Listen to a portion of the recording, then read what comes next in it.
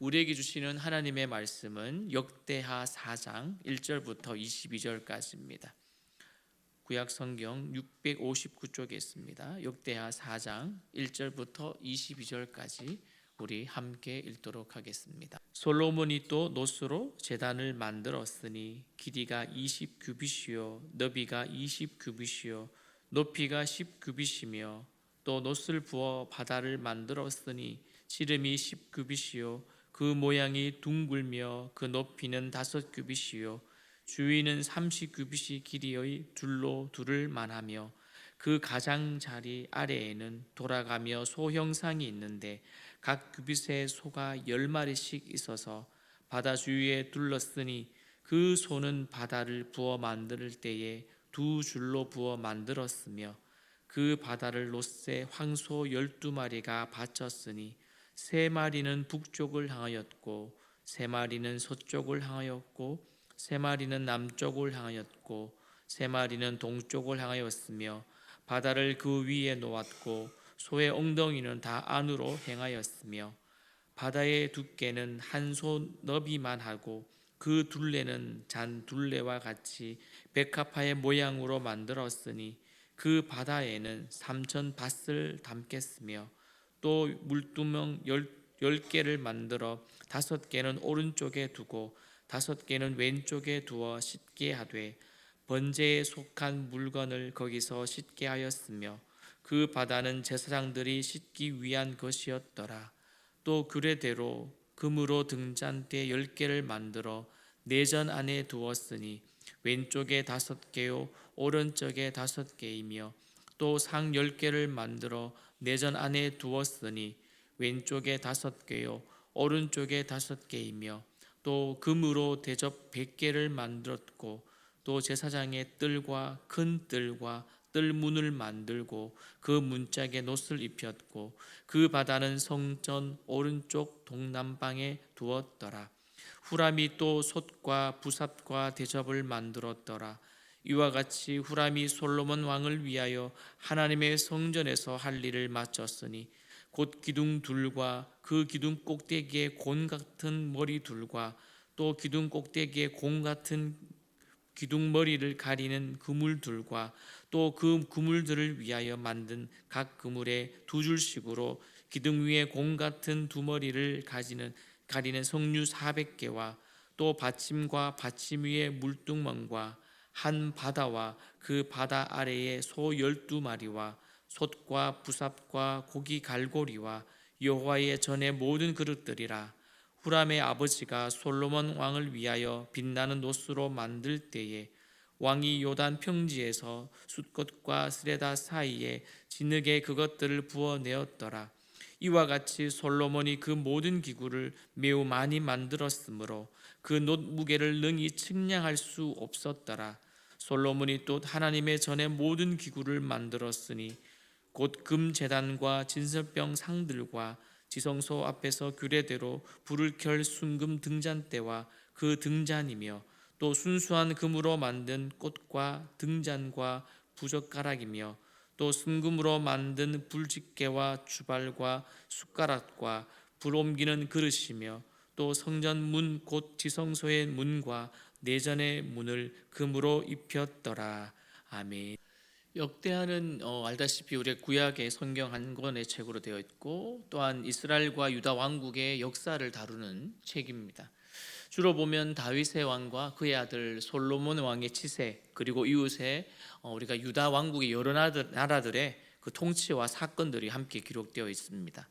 1장은 보면 이제 솔로몬 왕이 지혜를 구하면서 시작이 되었고 그 다음에 성전 건축, 종교 개혁 또 더 나아가 하나님의 약속과 심판을 초점을 두고 놀랍게도 그 가운데 하나님의 은혜를 강조하는 책입니다. 오늘 본문을 보면 예배에 사용될 기물과 기구들을 제작하는 설명이 나옵니다. 본문 1절부터 10절에 보면 성전뜰과 또한 성전에서 사용되어지는 기물들에 관해서 또한 11절부터 마지막 22절에는 놋과 금으로 만든 각종 그릇과 기구들의 제작을 서술하고 있습니다. 근데 이 모든 과정의 중심에는 누가 있냐면 솔로몬이 있습니다. 여러분 3장부터 5장까지에 보니까 그 단락 안에 제작을 설명하는 문장 대부분의 주어가 솔로몬이었습니다.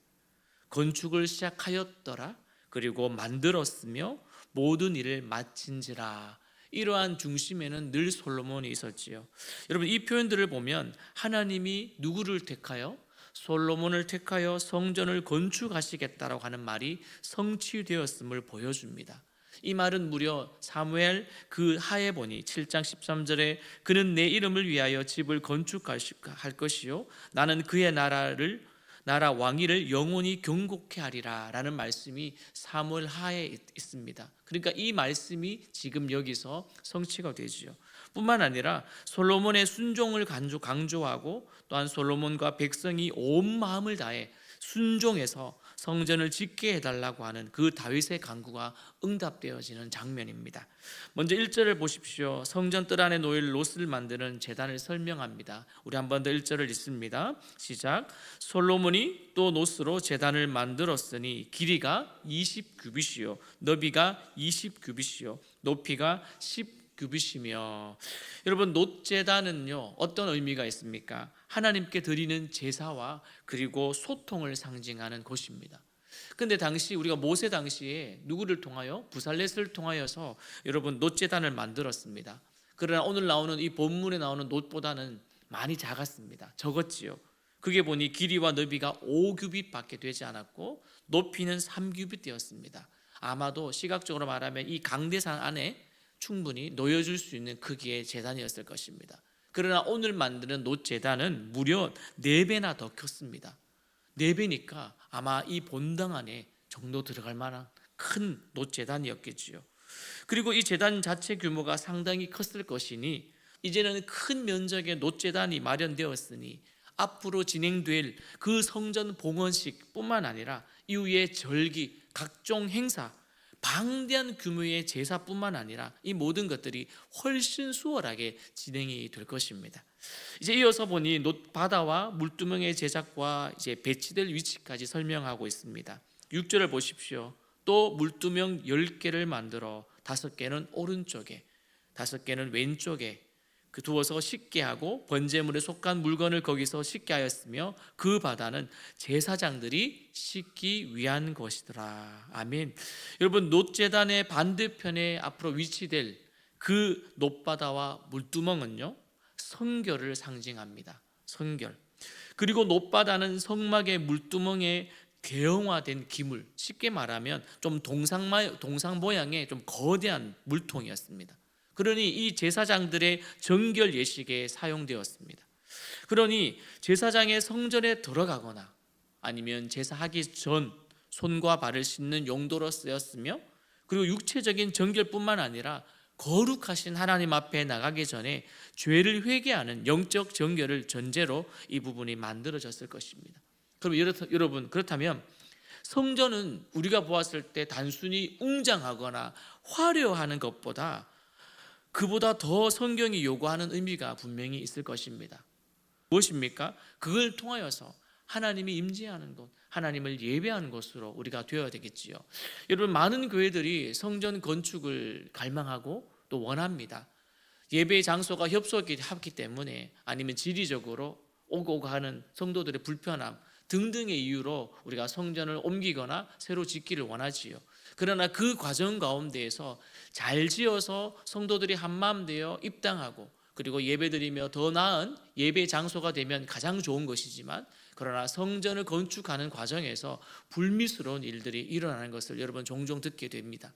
여러분, 성전은 어떠한 곳입니까? 하나님을 예배하는 곳. 더 나아가 우리 마음이 성전이라면, 우리 마음도 예배하는, 주님을 모시고 살아가는 성전이라면 우리는 가장 중요한 것은 겉모습이 아니라 안에가 얼마나 잘 꾸며져 있는지, 얼마나 청결한지 깨끗한지를 우리는 돌아봐야 되지 않겠습니까? 사랑하는 성도 여러분, 오늘 이것을 보면서 성전 뜰에 제물을 태워 하나님께 드리는 놋제단을 두셨고, 또 이웃에 몸을 씻는 바다를 두셨고, 제물을 씻는 물대야를 두셨습니다.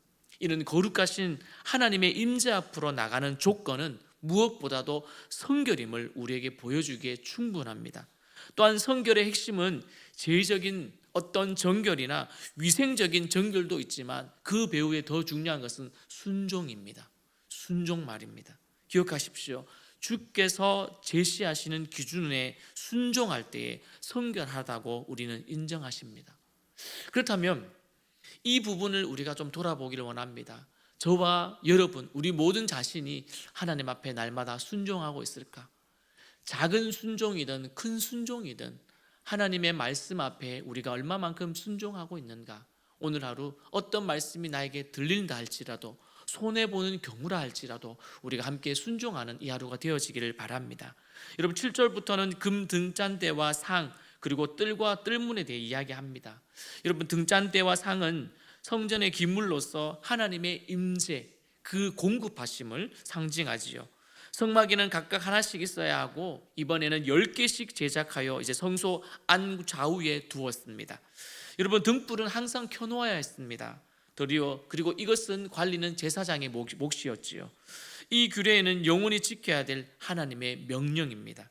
그리고 성막의 뜰과 좀 유사하게 성전에는 제사장의 뜰이 마련되어 있었습니다. 이 뜰을 통해서 보니까 은혜의 방편을 담는 성전의 의미를 알게 되어집니다. 여러분, 은혜의 방편, 먼저 진설병상, 무엇입니까? 하나님께서 일상에서 공급하시는 모든 은혜를 상징합니다. 그리고 분향단은요, 여러분 아시죠? 요한계시록에 나오는 것처럼 성도의 기도를 의미합니다. 등잔은요, 하나님의 그 진리의 빛을 상징합니다. 은혜의 방편이죠. 우리가 또한 은혜의 방편은 말씀과 기도이지만 우리가 성례식을 통하여서도 은혜의 방편이라고 말합니다. 여러분이 세례 즉 침례식을 통해서, 또한 주의 만찬 성찬식을 통해서 이 성례를 통함으로 말미암아 우리는 또 은혜의 방편, 은혜를 경험하게 되는 것이죠. 오늘 하루도 하나님이 주시는 다양한 은혜의 방편, 그리고 그 하나의 그 은혜가 어떻게 공급되고 그 은혜의 주체이신 하나님을 바라봄으로 우리 모두가 때마다 시마다 하나님의 은혜를 경험하기를 바랍니다. 여러분, 영적으로 육적으로 먹이시는 주님, 그리고 기도를 통하여 숨통을 열어주시는 그 은혜가 성전 안에 있었습니다. 성전의 안에 오면, 예배당 안에 오면, 오늘 예배 이 성전에 오면 나도 모르게 눈물이 나고 나도 모르게 하나님의 은혜에 감격하고 또 그 은혜가 떠오르지 않습니까? 히브리서 13장 25절의 말씀이 보니 은혜가 너희 모든 사람에게 있을지어다. 은혜가 모든 사람에게 있을지어다. 하나님의 전에 오면, 예배당에 오면, 이 예배 장소에 오면 하나님이 품으시고, 그리고 하나님의 은혜가 가득하고 나도 모르게 그 은혜에 젖어 기도하게 되고 눈물을 흘리게 되고 감격하게 되는 그런 순간들이 많아지기를 바랍니다. 답답할 때마다, 어려울 때마다, 힘들 때마다 주의 전을 찾는 그 발걸음이 귀하고 그 발걸음이 많아지기를 바랍니다. 이어서 녹그릇과 금그릇, 이제 11절에 보니 후람과 그의 아버지를 통해서 제작되었습니다. 후람이 또 솥과 부삽과 대접을 만들었더라. 이같이 후람이 솔로몬 왕을 위하여 하나님의 성전에서 할 일을 마쳤으니, 매우 정교하고 힘든 일이었지만 그 헌신, 즉 후람이 헌신했던, 그리고 대를 이어 그것을 충성했던 모습을 보게 됩니다. 여러분, 우리가 하나님의 일, 주의 뜻에 따라 사역을 할 때에 우리는 신실함과 성실함이 있어야 될 줄 믿습니다.